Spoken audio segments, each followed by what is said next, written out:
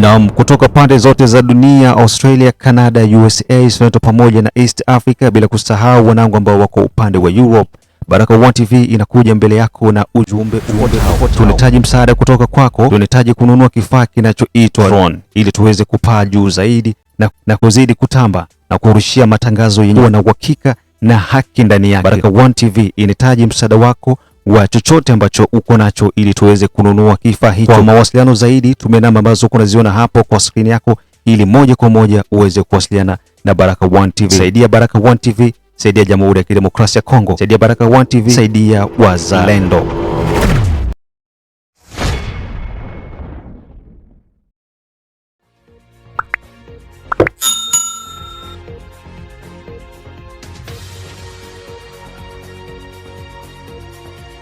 Na ikiwa ni saa 11:30 saa za Afrika Kati, saa 12:30 majira ya Afrika Mashariki. Hii ambayo unasikiliza ni Amka na Baraka1 TV na mimi ni Rajabu Wakili Kabonga. Ili kwanza kupata habari zetu za moto kila siku, tafadhali like pia subscribe Baraka1 TV. Tuko pia Facebook pamoja na TikTok, like na follow page zetu, na hivyo utakuwa kwanza kupata habari zetu za moto kila wakati. Na kwanza ni muktasari wenyewe wa habari za moto. Uvira, William Amuli Yakutumba azungumza na wananchi wa jiji la Uvira, huku kamanda Meshake akipokelewa baada ya kurudi kutoka matibabuni jijini Bujumbura. Bukavu, M23 waanza kupora ndani ya jiji la Bukavu huko maeneo ya Kalambi, wazalendo wakidhibiti maeneo hayo baada ya kuwakunguta vibaya magaidi wa M23. Uvira, Gavana Jean-Jacques Purusi afanya ziara ndani ya jiji la Uvira huku akitembelea maeneo mbalimbali na ofisi za serikali ambazo zilikumbwa na mkasa wa uporaji kutoka kwa M23. Na muko nasikiliza Amka na Baraka1 TV tarehe 26 za mwezi wa kwanza 2026, saa 11:30 majira ya Afrika Kati, 2:30 majira ya Afrika ya Mashariki.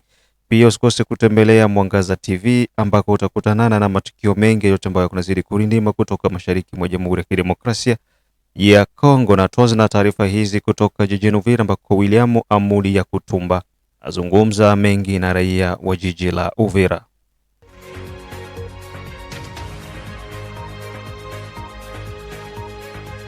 Kwenye kipindi cha majibu na maswali yalikuwa ni mengi yakiulizwa mzee William Amuli Yakutumba, kiongozi wa CNPSC na ambaye pia ndiye kiongozi wa wazalendo jimboni Kivu ya Kusini. Wananchi walitaka kujua kilichowakimbiza wakimbizi kutoka Rwanda wanaojiita Wanyamulenge na kufuatana na M23.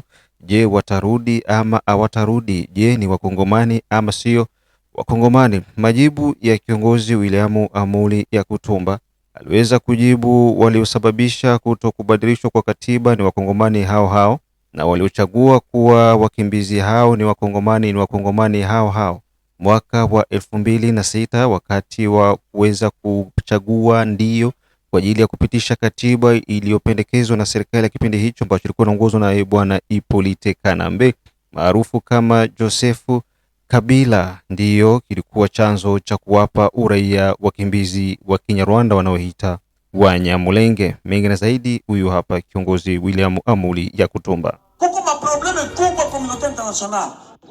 Jusqu'à aujourd'hui, muli vote oui nyinyi. Muli vote oui ndani ya ile constitution mulikuwa article inasema wale batu banakuwa ba congolais d'origine. Mwe mukavote oui. C'est-à-dire nyinyi peuple congolais hata wewe ulivote oui. Haiko vile? Ndio.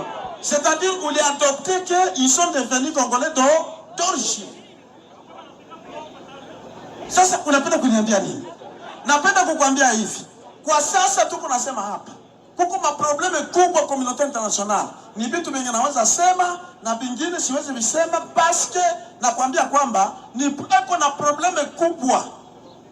D'ailleurs, kututia sisi wazalendo kama ba reserviste. Mnajua alipata probleme gani kwa communauté internationale? Zenye alipigwa vita. ya kusema kama bazalendo ni bagenocidaire, bataua maetini na maetini na maetini. Hii maetini, les minorités. Donc, napenda kuambia, jusque leo, hata vita tunaweza fanya, tuende tufanye vita Minembwe. Napenda kusema wazi, sita baficha. Tutakwenda Minembwe kufukuza AFC M23. Hatutakwenda Minembwe kuua population yote, malgré son ethnie, hatutaua ethnie ya mtu. Unasikia vile? Population civile reste population civile. Autorité mwenye ataingia pale, kama ni chef de groupement, ataingia pale, atagérer ile population yote. Jusqu'à la preuve du contraire. Hii niko nasema waziwazi, sifiche kitu. Hakuna mtu ataenda Minembwe akamata ngombe ya mtu, kuku ya mtu, asema hii tunabeba ni vya hapa wala ni vya hapa. Au moment où leo pale batu beko Minembwe pote population iko kule, beko considérer ce sont des Congolais. Niko nasema waziwazi. Penye bali vote nani ni mweye. Haiko vile. Mukabapa ile nationalité. Est-ce que ni mimi? Est-ce que ni Tshisekedi? Alikuwa wapi Tshisekedi? Mwenye mko na atribuwe makosa. Jiji la Uvira limeweza kushuhudia uwepo wa viongozi mbalimbali wa wazalendo, huku kiongozi Meshak akipokelewa kwenye boda ya Kavimvira akiwa anatokea jijini Bujumbura, ambako alikuwa akitibiwa baada ya mapigano yaliyofanyika ndani ya jiji la Uvira dhidi ya magaidi wa M23. Mishaki alikuwa ni akipigana dhidi ya magaidi wa M23 na hivyo aliweza kupata majeraha na kukimbizwa hospitali jijini Bujumbura.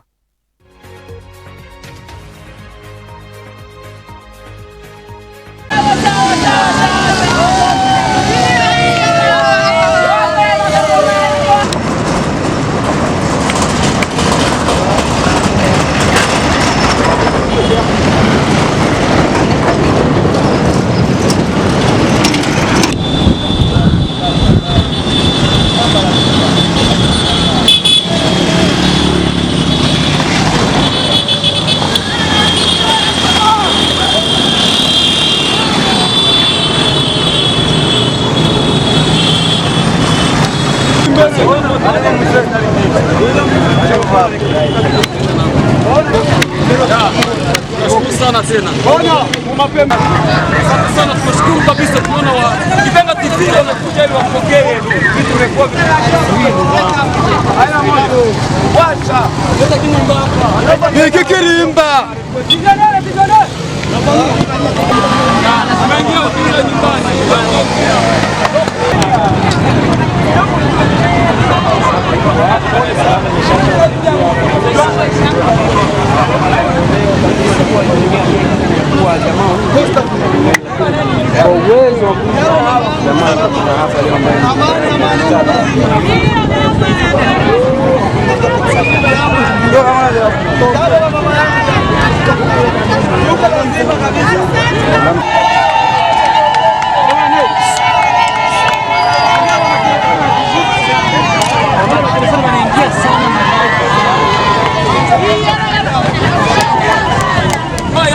Leo yamegeuka, yamekuwa mazuri. Kwa ujue ya kwamba leo tunaingia pamoja na General Meshak Radi ambaye ni mkombozi ambaye amejitoa. Watu waliwazi ya kwamba ameenda lote, kumbe leo tena ameonekana akipambana vita.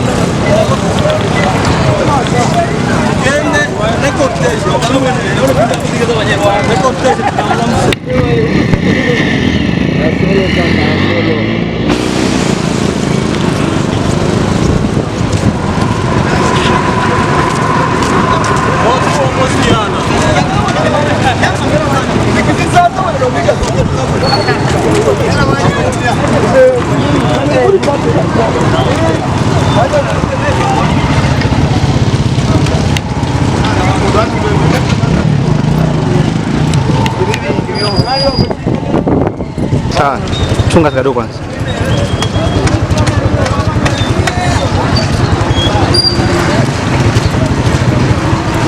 Sawa, twende.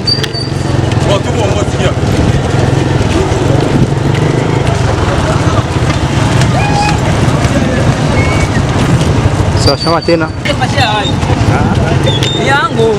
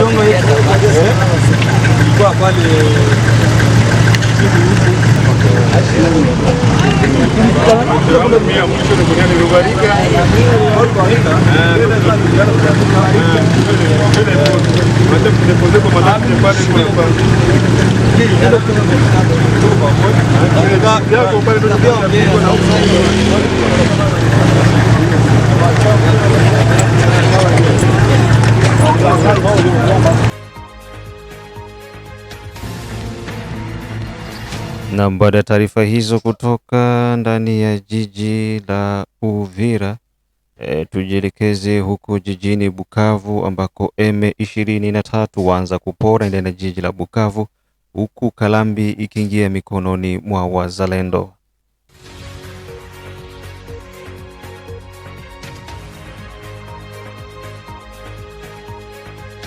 Huku tetesi za kuweza kuondoka kwa magaidi wa M23 jijini Bukavu likizidi kuchukua sura mpya, magaidi wa M23 hiyo siku ya jana tarehe 25 za mwezi wa kwanza 2026 walionekana maeneo ya Tepe, kata ya Industrial, inapatikana ndani ya manispaa ya Kadutu jijini Bukavu, wakianza kupora na kuiba mali ya jeshi na huku wakizipakia kwenye magari mbioni kupeleka Rwanda. Ukiachana na hapo, maeneo mbalimbali kumekuwa kukiripotiwa uwizi na unyang'anyi ambako M23 wameanza kuiba na kupora mali za wananchi kuzipeleka nchini Rwanda. 2026 mavitu vile Mtepe biko vinapakizwa mgari pale vinataenda vile kwa kamio kwa pakiza mavitu mule biko na ile nani ya kunyangula ile ndio kwa nyangula ma mizigo yuko ameshia motogari ingine pale. Vitu vile vilikuwa Mtepe vile vinaanza enda makoli zile biko nyangula zinaanza enda koli zile ziko zinanyanguliwa zile zinaenda zile vitu vile vinaenda Mtepe mule.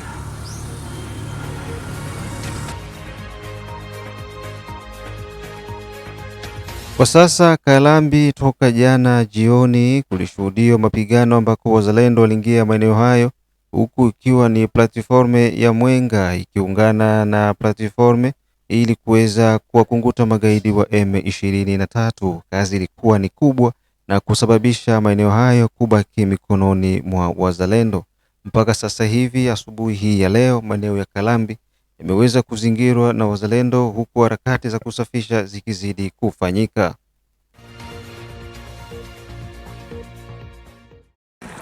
Les généraux, voilà la grande délégation et la plateforme présentement à Kalambi. Voilà, la sécurité est rassurée.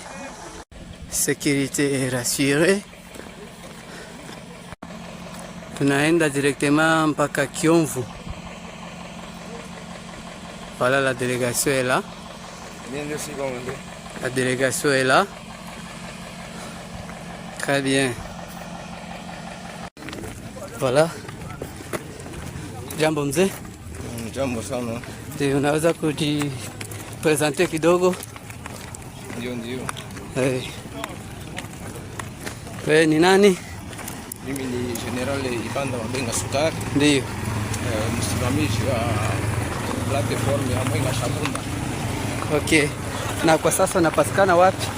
Hapa niko katika ligne de front. Wengine wanaita Kalambi. Okay. Mimi naelekea kwa hapa ni kusantre ya Kiongo. Tuanze antene ya Kiongo ile mnaiona pale. Ndio ile na soko ya boya hapa. Kusantre ya Kiongo hapa kwa mtuko.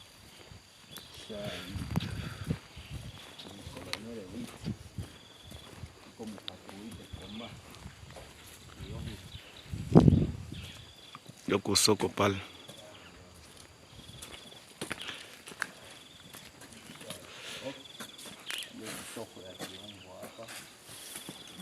Saa hii mpaka saa hii hatuyaona adui.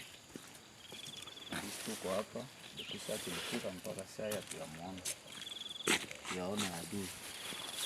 Baelema bale biko pale nafanua hapa, mwingine wako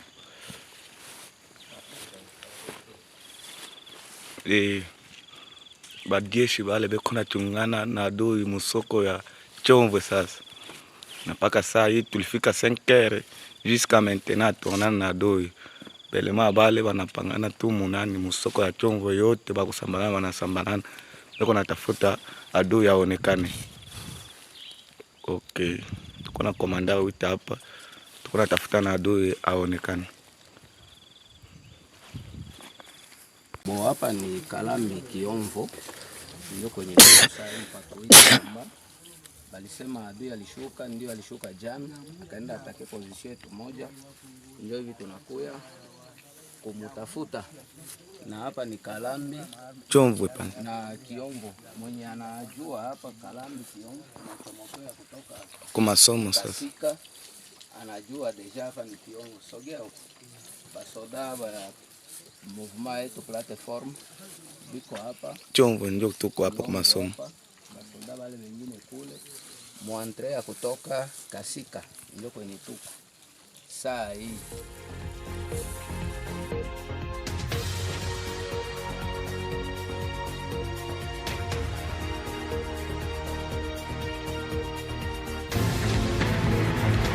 Na muko nasikiliza Amka na Baraka One TV, ikiwa ni tarehe 26 mwezi wa kwanza 2026, ni saa 11:30 ikielekea saa 12:30 majira ya Afrika ya Kati na majira ya Mashariki. Ejide Kizenga Tembele, King Sele Kizabe Ayeba, ikiwa nasikiliza Baraka One TV. Biondo Kilamba Mawe, mzee wa state ya Maine, da Feza da Leteshia da Asha da Arwina Nkisi Kandeke, Asimwe Baguma Samuel kutoka Czech Republic, Ramake kutoka Afrika Kusini, Mohamed Papi Rajabu Elisha kutoka Nairobi, Emmanuel Mangombe wakiwa wanasikiliza Baraka One TV.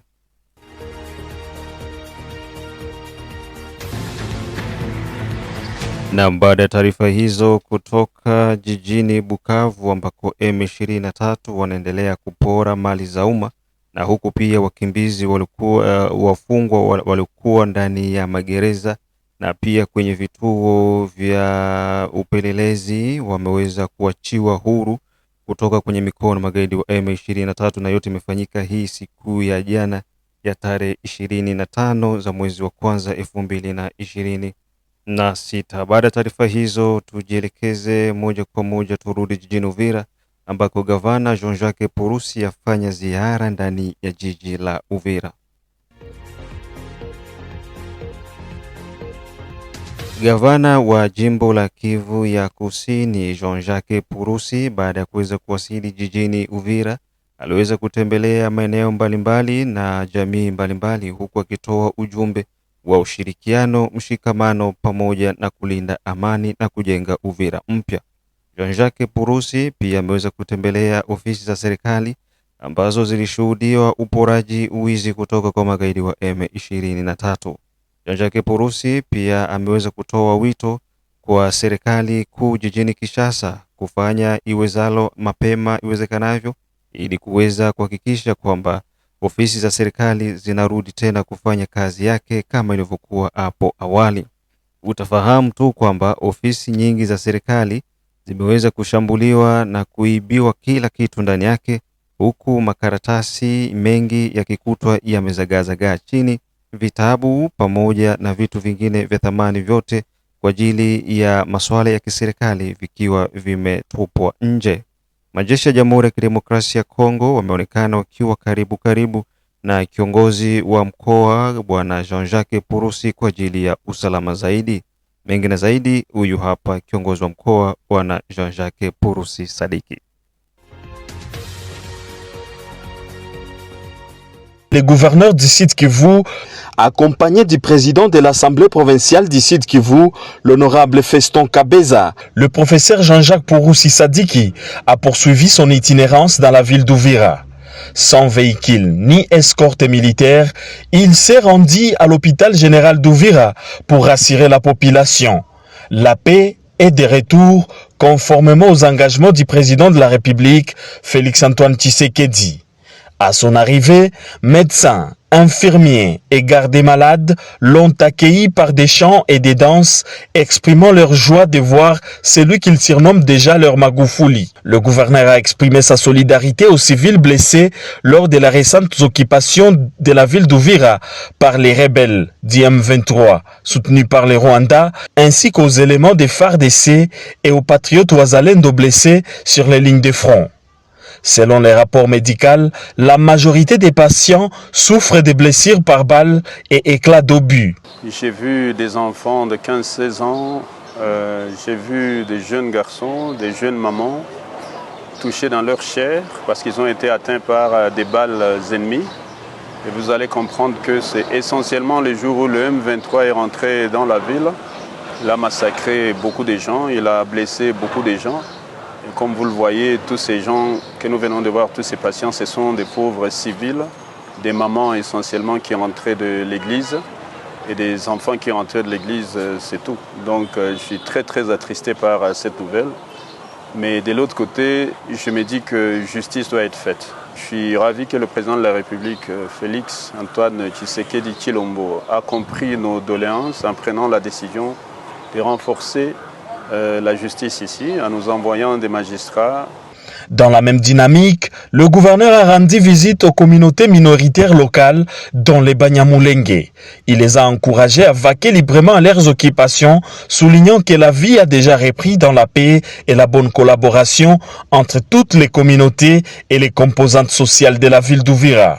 Dans l'après-midi, Jean-Jacques Purusi Sadiki, accompagné du président de l'Assemblée provinciale du Sud Kivu, l'honorable Feston Kabeza, a présidé un cadre de concertation. Les échanges ont porté sur les retours progressifs de l'autorité de l'État et sur la relance des activités économiques à Uvira, siège provisoire des institutions provinciales.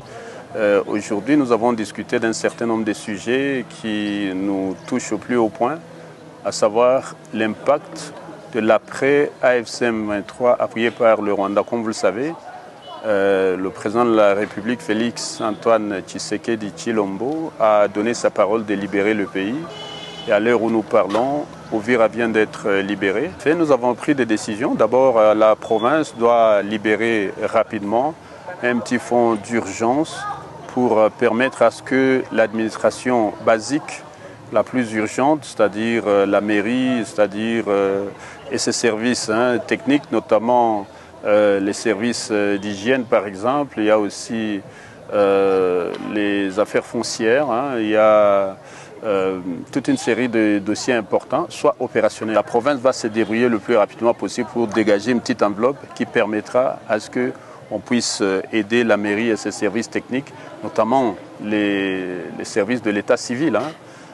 Donc, qu'elle soit opérationnelle. La question du retour de nos enfants à l'école. Dès lundi, nous allons mettre en place une petite équipe qui va étudier les modalités pratiques pour aller voir quelles sont les écoles qui ont été détruites, quelles sont les écoles qui sont encore opérationnelles.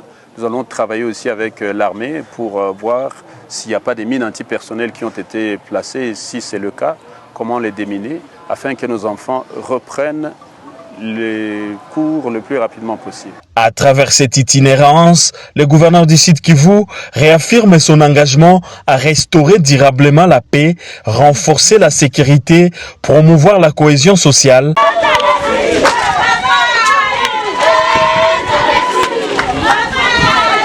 Destruction totale, les éléments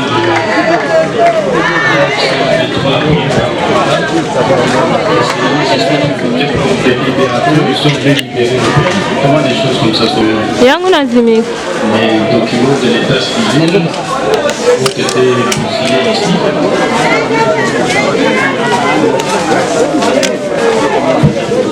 Moi, les actes de mariage depuis des années, des dizaines d'années, ont tout simplement été vandalisés. Vous comprenez que ça fait des gens qui sont venus détruire notre pays, détruire sa population, détruire l'âme du pays. Et là, vraiment, je crois que la communauté internationale est en train de voir ça, mais je vais vous dire que nous avons engagé la justice nationale, sous-régionale et internationale pour lutter contre ces actes de banditisme. Ils ont détruit les archives partout ils sont passés. Ils ont pillé, violé, enlevé, torturé. Ils ont massacré des innocents.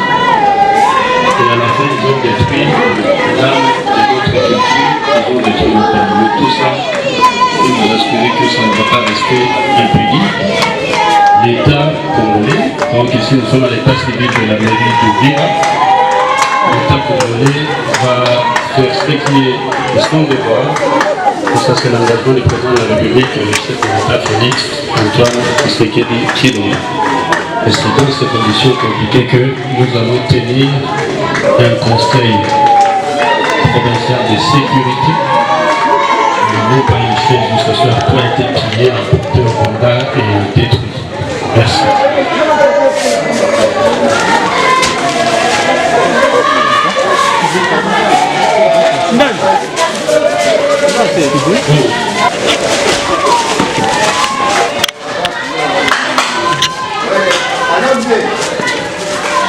Monsieur le maire, il faut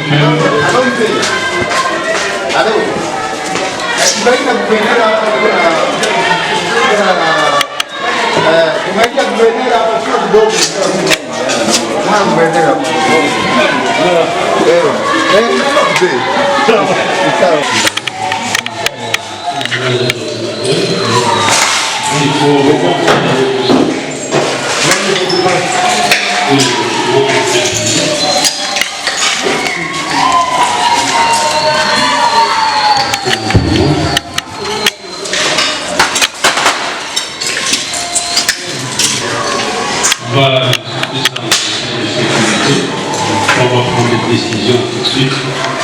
On va faire voter il faut permettre d'être dans des conditions minimales de travail et que le travail encourage pour la résistance et la résilience. Et tout ça va changer. Nous allons changer ça.